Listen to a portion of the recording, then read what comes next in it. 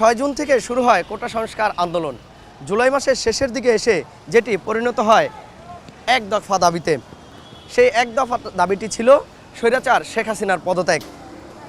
এর মধ্যে কিন্তু 18ই জুলাই ঠিক এই স্থানটিতে পানি লাগবে পানি, যিনি এই কথাটি বলেছিলেন সেই মুগ্ধ কিন্তু মাথায় গুলিবিদ্ধ হয়ে এখানে শহীদ হন।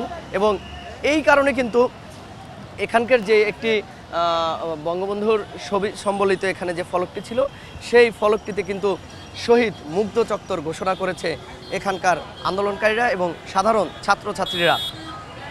ঠিক এইভাবেই কিন্তু উত্তরা এলাকায় একাধিক শহীদের যে নাম ফলক সেগুলো কিন্তু করা হয়েছে নতুন করে, এবং শহীদদের নাম অনুযায়ী স্থানগুলোর নামও পরিবর্তন করা হয়েছে।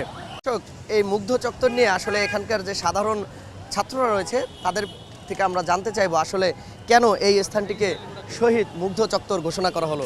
আসলে কেন এই চত্বরটি মুগ্ধ চত্বর ঘোষণা করলেন আপনারা? আমাদের যেই আন্দোলন শুরু হয় সেই আন্দোলন থেকে সবাইকে যখন পানি বিতরণ করতেছিলেন মুগ্ধ ভাই, তিনি বলতেছিলেন এই পানি লাগবে পানি, ভাই পানি লাগবে পানি। সেই পানি লাগবে পানি বলতে বলতে তিনি কিন্তু শহীদ হয়ে যান স্বৈরাচারের গুলিতে।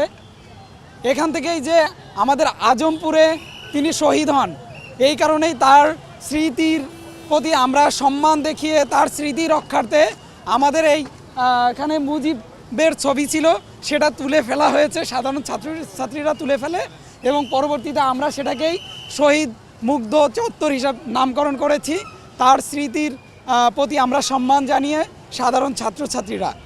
এভাবে আমাদের আজকের শহীদ মুগ্ধ চত্বর নামকরণ করা হয়েছে।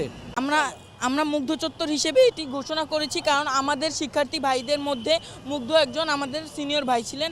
তিনি তার বিনামূল্যে পানি দান করতে করতে তিনি হঠাৎ গুলিবদ্ধ হয় এবং তিনি শহীদ হন। তাই এই জায়গাটাকে আমরা শহীদ মুগ্ধ চত্বর হিসেবে ঘোষিত করলাম।